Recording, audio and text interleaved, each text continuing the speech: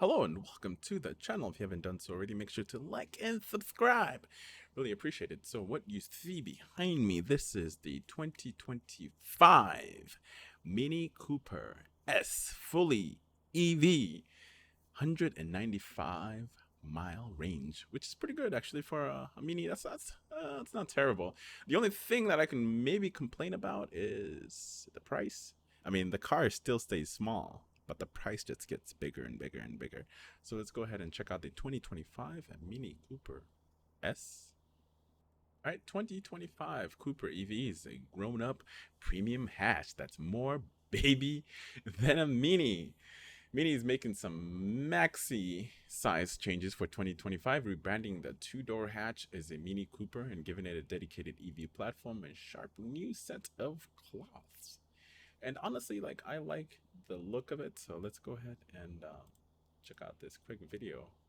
Right, just a quick video of it. And overall, like, I like the styling of it. I love the interior. To me, it kind of screams minimalistic, which is always a good thing. Um, and it's a EV. And what's so cool about the Minis is it doesn't really require a lot of space. It doesn't require a lot of space, which is perfect. You know what I mean? The only thing, like I said, I can complain about is it's just the price. It's probably going to be overpriced considering it's a BMW product. But yeah, look at that. Love it. Look. Mm.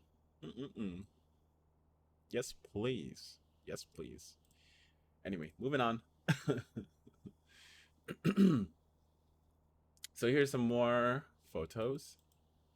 Like I said, I like the design, but only one complaint, just one. Just the cost. How much is it gonna cost me? And the fact that it's a EV, my gripe with EV is just not enough fast chargers, in my opinion. But hopefully that's something that they can fix in the future to include more fast chargings because right now it's they want to push the EVs down our throats. Yes, we got that. You want to push it down our throat, but you're not fixing the root cause of the infrastructure, the limitations. You're not fixing any of that. Some of the chargers don't work.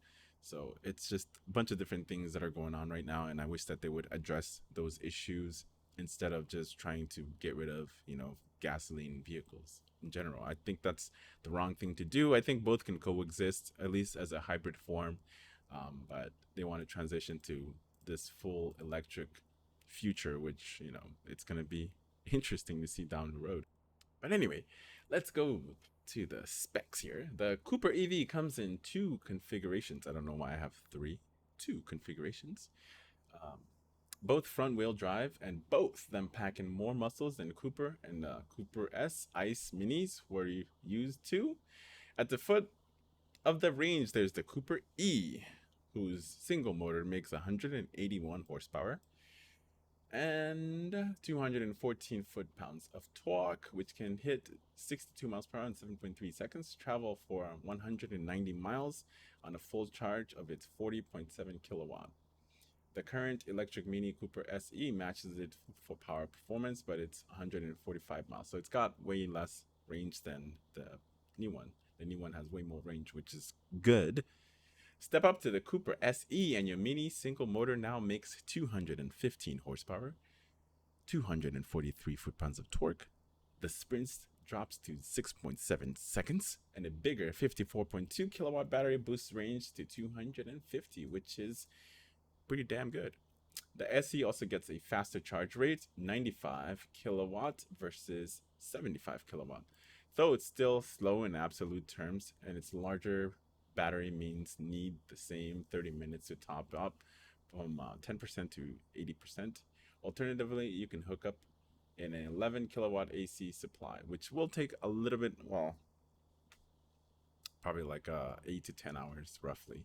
It just depends because they have different level 2s.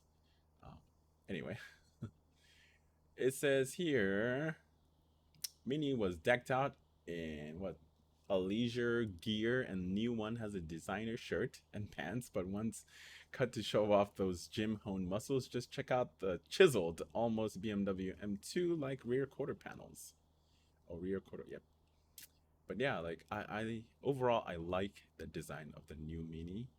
My thing is, how much will it cost? How much is it gonna cost? Especially since they're giving you way more range than the previous model, which only gave you about 145-mile range, which ain't shit. 190 to 250-mile range, that's good. You know what I mean? You can do some stuff with that. But 145, man, you're gonna be sweating. You're gonna be sweating bullets. Hopefully, you make it to the next charging points. And then another thing here. So here's the thing you need to take into consideration also. Like if you have the 145-mile range Mini, or even the 190-mile range Mini, it's still certain things come into effect. Okay, how much AC are you using? How much heater are you using? You know what I mean?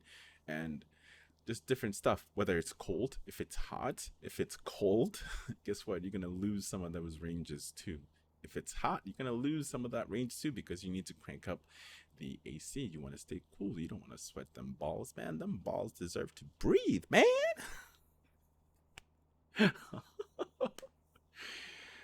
uh, With revised hatch following in the summer, this means a 2025 model year debuted in North America for both vehicles. I think this is good. This is good. The more electric vehicles, the more options that we have. It's always good for the buyer. So you have more options, the better it is for you. So they can be more aggressive with their pricing because there's more competition in the space. It's good. That's good for consumers. Good. So they're gonna fight to get your dollar. Now I feel like the early adapters, people that were into EVs, now those people have actually got their EVs. They're good to go. So now I feel like EVs are actually on a downward spiral. Not really. That's such a terrible way to say it. It's not on a downward spiral, but what I'm saying is, it's not selling as much. The prices are coming down. There's more incentives now for people to purchase those EVs that were harder to get. Like I want to say like a year ago, a year, 2 years ago, which during the pandemic and all that jazz or whatever, and gas prices was just. But anytime gas prices go up, EV sales follow because people want to get that. People are tired of paying high ass prices for gas. But unfortunately, certain states are actually implementing things to charge EV buyers, hitting them up with some more money in their pockets because they're no longer using gasoline.